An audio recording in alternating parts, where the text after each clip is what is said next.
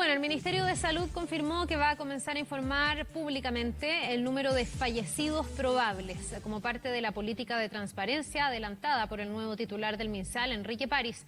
Vamos a analizar esta nueva estrategia del gobierno junto a la doctora Marcela Garrido, jefa del Departamento de Salud Pública de la Facultad de Medicina de la Universidad de los Andes. Doctora, muchísimas gracias por acompañarnos y muy buen día. Hola, buenos días, Carla. A ver, parto preguntándole por sus expectativas con este cambio de ministro y este tipo de anuncios, el decir, vamos a tratar de fortalecer la transparencia, de entregar los datos en los dos sentidos, como se venía haciendo hasta ahora, pero también el reporte, que además el fin de semana fue parte de un reportaje que se le hace a la OMS, donde hay una diferencia de más de 2.000 personas que podrían haber fallecido a causa del COVID.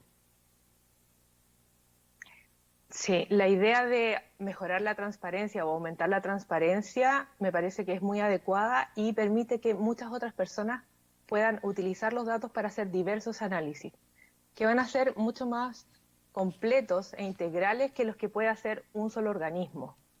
Por otro lado, es importante mantener las mismas metodologías previas para poder hacer una comparación con los datos anteriores. Pero también se pueden reanalizar los datos anteriores con las nuevas metodologías o las nuevas definiciones y así tener un panorama de la realidad mucho más real. La verdad es que estábamos subestimando un poco los datos. Sí, le iba a preguntar cuál es la realidad al final, porque en el fondo se van a entregar estos dos balances, pero ha habido harta discusión y sabemos que la recomendación de la OMS es incluir a aquellas personas que han fallecido probablemente por o con COVID, sin necesariamente tener el resultado de un PCR positivo, que es el que constata que la enfermedad estuvo presente en el fallecimiento. ¿Uno debería quedarse con ese reporte pensando en que los probables fallecidos sí son parte de la estadística? A mí me parece que sí, que los casos probables son parte de la estadística y reflejan de mejor manera lo que está pasando en la realidad, cómo se sobrecarga el sistema de salud y se correlaciona muy bien con el número de contagiados también. Entonces, a pesar de que es un indicador tardío, porque el fallecimiento es lo que pasa al final de la enfermedad, nos puede ayudar mucho a tomar nuevas medidas que sean más acordes a lo que está pasando en la realidad. Sobre todo porque puede pasar, y ha pasado, que no tenemos la capacidad para testear a todos los fallecidos, porque hay algunos que fallecen o en domicilio, o en las urgencias, o en lugares de atención donde recién vienen llegando. No alcanzamos a hacer, no porque no hayan suficientes test, sino que porque no alcanzamos a ser rápidos en poder tomarle el test antes de que ocurra el fallecimiento o que se vaya a algún otro lugar este cuerpo del fallecido. Y además tenemos otros indicadores que podemos usar que nos hacen sospechar que el paciente en realidad falleció por coronavirus, como son algunas imágenes, como es el cuadro clínico, y también algunos otros exámenes que podemos adicionar. Y eso es suficiente para pensar en un estado de pandemia que la causa de la muerte es por coronavirus. Doctora, usted decía algo que a mí me parece súper relevante, más allá de esta discusión y que uno quiere tener los datos más reales posibles.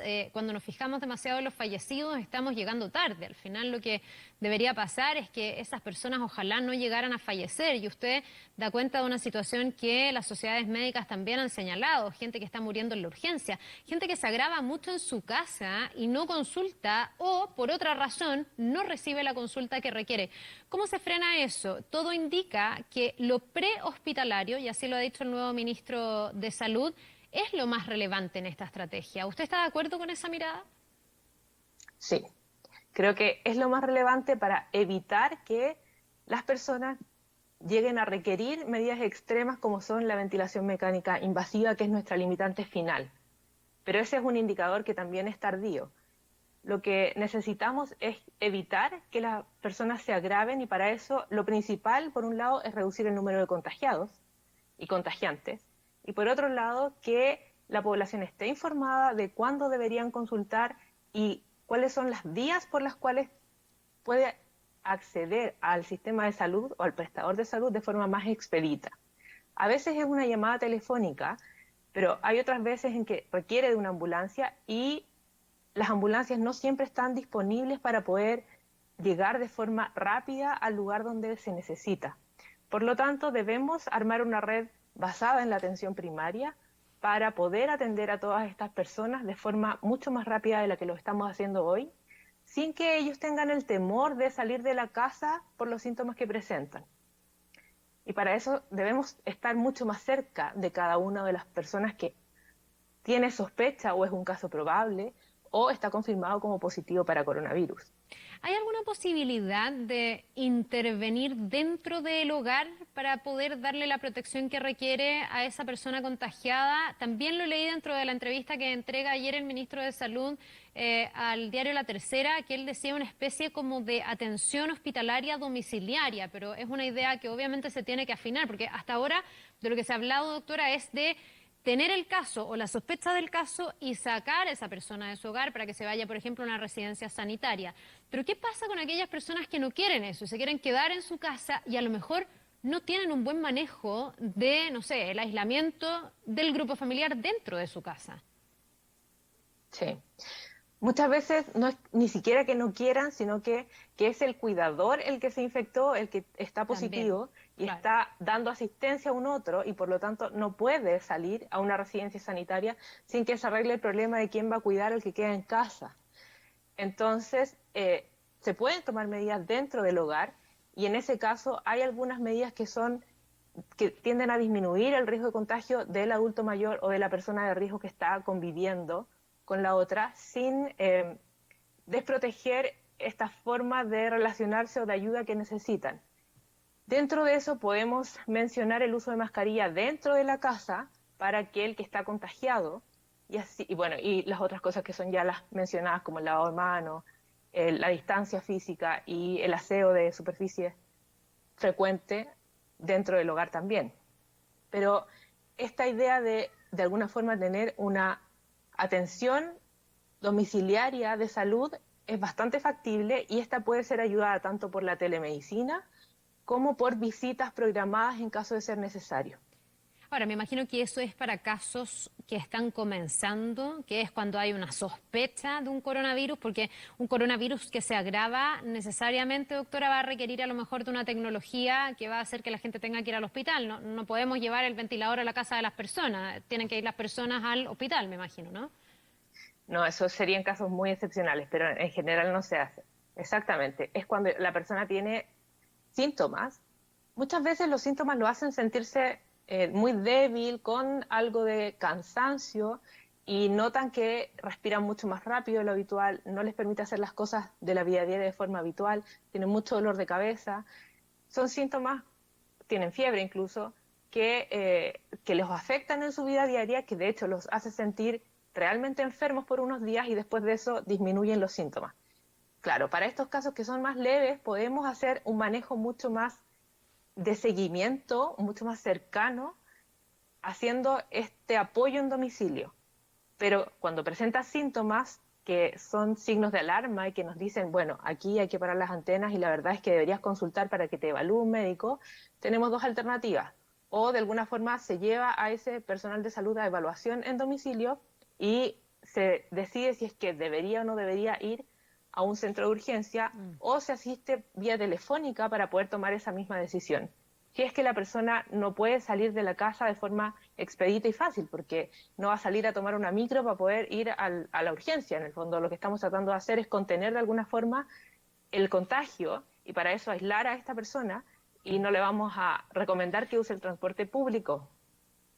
No, lógico. Ahora, eso es en el caso de las personas que presentan síntomas, pero aquí también yo me pregunto dentro de la estrategia si no se ha descuidado el tema de los asintomáticos, gente que sí efectivamente puede estar contagiando al resto. Hubo toda una polémica ahí con la OMS de alguien que dijo que no eran un riesgo, pero finalmente la propia OMS da pie atrás y sí dice que los asintomáticos son un riesgo. Y hoy día vemos, doctora, que el número de los PCR que se le hace a los asintomáticos ha disminuido, o sea, contar con la certeza cuando no tienes síntomas de que tienes el coronavirus, yo creo que hoy día es más difícil que al comienzo, cuando el PCR sí se hacía de manera más fácil a los contactos estrechos, por ejemplo. ¿Cómo se trabaja con esas personas que pueden no sentirse mal y por lo tanto ni siquiera saber que tienen coronavirus? Bueno, aquí lejos lo más importante es si es que estuviste en contacto con alguien que salió positivo o con alguien que tiene síntomas que probablemente es positivo para coronavirus, uno debería ir a su casa y guardar cuarentena, estar en aislamiento y no salir a pasear el perro y no salir a comprar y no salir hasta estar seguro de si ese caso fue positivo o no, por un lado, y por otro lado, estar así 14 días si es que este fue positivo para ver si es que se presentan síntomas. Y en ese sentido necesitamos un apoyo mayor del sistema para que la gente entienda cuándo tiene que quedarse en casa, cuándo puede salir a comprar y cuándo no. Y como tú bien decías, la trazabilidad de los casos que están como contactos estrechos de este caso índice positivo es lo que finalmente nos va a llevar a poder contener esta pandemia y estos brotes que se dan en lugares sobre todo donde hay mayor densidad poblacional. Claro, porque me pregunto qué es lo que está fallando hasta ahora, doctora. Hoy día estamos cumpliendo un mes desde que se dictaminó esta cuarentena extendida de 38 comunas en la región metropolitana, en el Gran Santiago. Se han sumado más en las últimas semanas o en la última semana. Pero resulta que los contagios se han cuadriplicado. Hoy día son cifras realmente impactantes que vienen también recogidas por la prensa. Entonces uno dice, ¿cómo y por qué, si estamos en cuarentena, no está bajando el número de contagios? ¿Qué está fallando? Puede ser que la cuarentena llegó tarde o lo que han dicho tanto, ¿no? Que la cuarentena no se está respetando lo suficiente.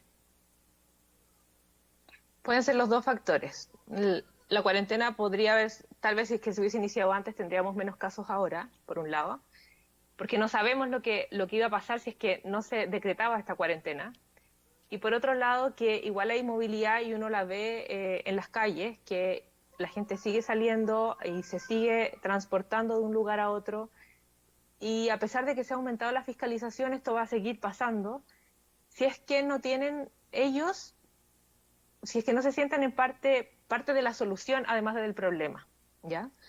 Y en ese sentido hay que tratar de levantar información desde ellos mismos del por qué están saliendo a la calle. Si uno sale a la calle, en el fondo le empieza a preguntar qué es lo que está pasando, por qué estás en la calle, por qué ocupas muchas veces tu permiso o tratas de alguna forma quebrantar el sistema para poder salir de todas formas, vamos a encontrar diversas razones y tal vez hay algunas que todavía a nosotros no se nos han ocurrido. Creo que es importante el considerarlos dentro de las políticas públicas para que tengan mayor efectividad de alguna manera. Y me parece que parte del problema es que algunos de ellos no consideran que esto es fundamental y que el salir al negocio de la esquina no lo consideran como salir de la casa finalmente, porque están como dentro de su mismo barrio que es muy pequeño. Ya, aquí la responsabilidad ciudadana también es súper relevante. Ahora, muchos han hablado de la confianza, doctora, de que también hubo señales erráticas, que en el momento de hablar de retorno seguro a lo mejor conspiró para que la gente sintiera una falsa seguridad y volviera a salir. Eso se está tratando de enmendar. Con la llegada también del nuevo ministro de Salud vimos otra puesta en escena y él ha dicho que va a tratar de incorporar en sus vocerías diarias a personas de la sociedad científica, de la sociedad civil también, que quiere tener un proceso de escucha mayor. ¿Usted cree que ese es el camino correcto hasta ahora? Desde el MinSal, ¿no se ha escuchado suficiente a los expertos? Yo creo que a los expertos puede que sí se les haya escuchado, pero no tanto a la sociedad civil. Y en ese sentido es importante considerarlas para mejorar la adherencia a las decisiones que se están tomando. Creo que también hay cabida para una mayor cantidad de voceros de distintas organizaciones, que pueden ser científicas o no, para tener una imagen mucho más integral de lo que está pasando. Si nos aislamos solo en salud, vamos a ver solo una parte del problema. Si no integramos a economía o al trabajo o a otros aspectos, que finalmente la persona que está trabajando es la misma que está en la casa, no podemos tomar medidas distintas para ambas, necesitamos tener esta mirada más integral y creo que sí ese es un camino que deberíamos seguir. Pero no es solo escucharlos, sino que también es considerarlos y que se note su opinión finalmente de expertos y no expertos en las decisiones que se toman finalmente y las políticas y las recomendaciones o normativas que se van a resolver. Bien, pues esperemos que así sea, que esto sea una nueva estrategia que vaya teniendo efecto, que se vayan recogiendo todas esas miradas para entre todos ir derrotando el coronavirus, que es lo que queremos efectivamente. Muchas gracias a la doctora Marcela Garrido, jefa del Departamento de Salud Pública de la Facultad de Medicina de la Universidad de los Andes. Que tenga un buen día, nos vemos. Buenos días, Carla.